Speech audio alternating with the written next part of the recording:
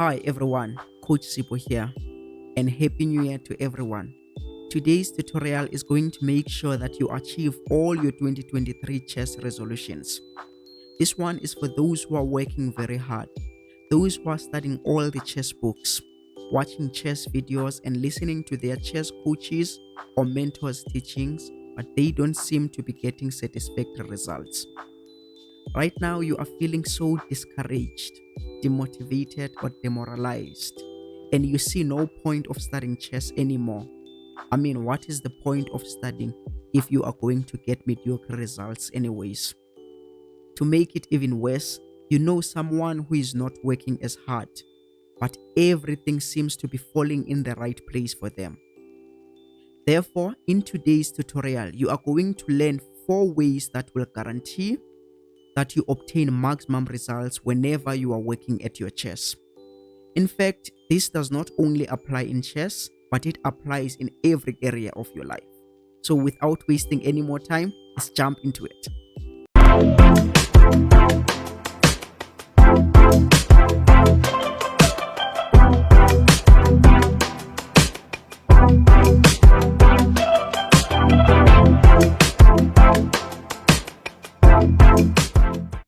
Number one, passive vs active students. Passive students do not show interest or curiosity when they are learning. When you ask them questions, they won't answer them. Even if they don't understand anything, they won't ask you any question. When you give them tasks, they won't do them. Or if they do them, they will just do it for the sake of doing it, but they won't give their best. On the contrary, we have active students. Wow. Active students show interest, curiosity, and enthusiasm whenever they are learning. When you ask them questions, they will give you answers. They don't have to be correct as long as they are involved. And if they do not understand something, they won't hesitate to raise up their hand and ask you the question so that they get clarity. When you give them tasks, they are always looking forward to do the work. So at the end of the day, the active students will have clarity and they will understand the content better, whereas passive students will be left confused. So if you want to improve your chess or anything that you do, it doesn't have to be chess. If you want to improve, you gotta be active at whatever you are doing. I'm not sure if you have noticed, every time I do these tutorials, I will ask you questions. Not that I don't know the answer to these questions. Of course I do. And I am not asking these questions to get your attention or whatever. But I am trying by all means to involve you. As someone who has a qualification in psychology, I understand that the more you are involved is there, more you understand it better. In fact, there is a beautiful quote from Confucius. It says, teach them, they may remember. Show them, no. It says, teach them, they may forget. Show them, they may remember. Involve them, and they will understand. So if you want to improve at anything, try by all means to be active, ask questions, try to answer the questions, even if you don't get them wrong, but as long as you are active, that's the first thing you need to work on. Be an active student. Number two, acquiring more and more knowledge vs creating an algorithm or a thinking system.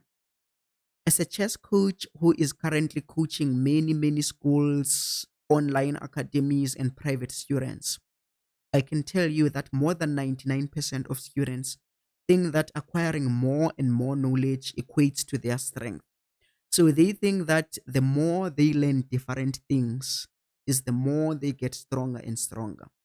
And that's not how it works. In any field, there are few core principles that really matter, and you need to master those principles. So your chess coach will know those important principles. As for me, my core principles are the thinking system. It is the art of incorporating whatever you learn into a system so that you will be able to apply it in your games instead of just acquiring it. This does not only apply in chess, but it applies to all fields. For example, if you learn how to play golf today, they might teach you how to hold the golf stick properly for a very long time before they actually teach you how to hit the ball. If you go to martial art, they might teach you how to do the straight punch for a very long time, maybe 3 months before they teach you advanced techniques. In self development, personal development of finance, there is this beautiful book, 80-20% rule. It states that only 20% of the things you do really matter. Other things don't really matter.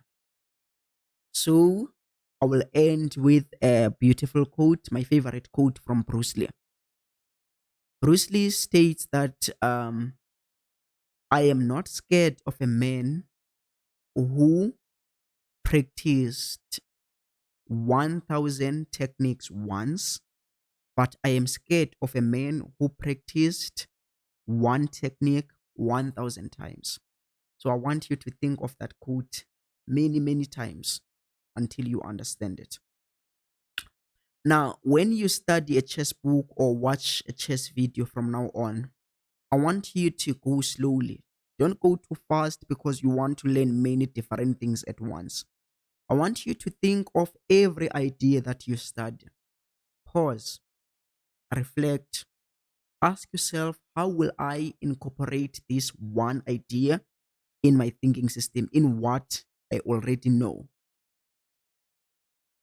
And I guarantee you that you are going to improve dramatically. Number three, playing more and more games vs deliberate training. Many chess students think that playing more and more games will improve their game. In fact, playing more games can hurt your chess than improving it. Because the more games you play is the more you are going to reinforce those bad habits you keep on making when you play, which makes you to lose games. Remember, a human being has a conscious mind and a subconscious mind. A conscious mind is the part of your mind that deals with critical thinking, and the subconscious mind is the part of your mind that deals with habits. And unfortunately, we are habitual beings than critical thinkers, meaning most of the time we use our habits instead of thinking. So it's better to do deliberate training than playing many games. So because if you do deliberate training, you are trying to make those good habits more dominant. You are so that like when you act out of your habits, you apply the good habits instead of applying the bad habits. For example, it doesn't matter what field you are in. When you play chess, for example, you need to deconstruct chess into its simple elements. We know that chess, for example, is divided into three stages. Chess is one game, but we break it into simple elements. That is why chess has three stages, so that it is easy for you to study it. Chess has the opening game stage, the middle game stage, and the end game stage. And within the opening, you can also break it down into even further simpler elements. Middle game, you do the same. End game, you do the same. For example, on the previous tutorials, I taught you about many different end games. How to checkmate with two rooks, how to checkmate with a single rook and the king, how to checkmate with two bishops and the king. So instead of playing more and more games, what you need to do is that you need to ask your friend, your parent, your sibling to practice with them. For example, you can take the two rooks and try to checkmate them with a single king. Uh, you can give them a lonely king, take two rooks and try to checkmate them. Or take one rook and the king, give them a lonely king and try to checkmate them. Okay, now I know there are those who will say, but I don't have a sibling or I don't have a friend who is interested in chess. Even my parents are not that interested in chess. So, how will I do deliberate training? How will I train? Okay, for those, that does not give you an excuse because I have something for you. You can actually go to Lichess Analysis Bot and you will train using the Lichess Analysis Bot playing against the computer. For example, you could go to Google Chrome or any chess engine you use, and then you simply type Lichess Board Edit. Then you select Board Editor. And then as you can see that it will take you to this screen. From here, you simply click clear the board. Then you put the pieces that you want. You will put, for example, let's say you wanna you wanna deliberately train how to checkmate with a rook and the king instead of playing many games that won't improve your chess. So in this case, you can just put the pieces that you need. And then after that, you are going to click continue from here. If you want it to be white's turn to make a move in this position, you will click white to play as it is here. If you wanted black to make the first move, you will select black to play. So if you want black to make the first move, you are going to select black to play, for example, or white to play. Then the next step, you go to continue from here. Then, since you don't have a friend, you are going to click play with a computer. Here you will be given some few options.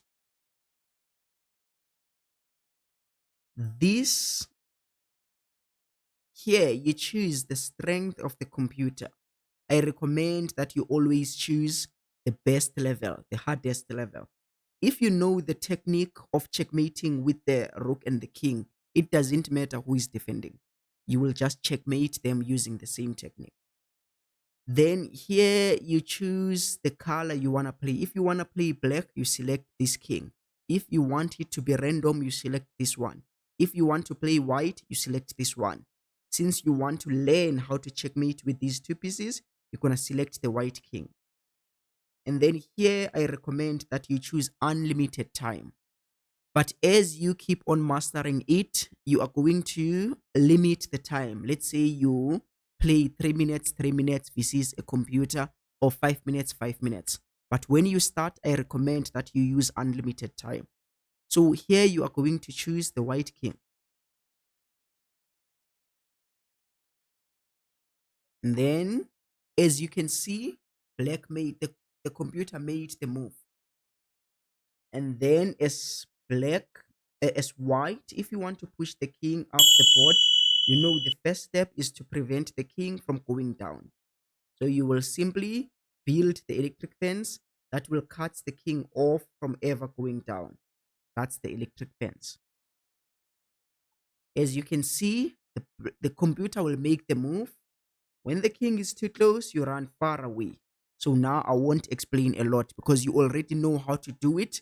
If you are still struggling to checkmate with the rook and the king, I recommend that you go to one of my videos, endgame videos. Go to my channel, go to playlist, and then go to endgames.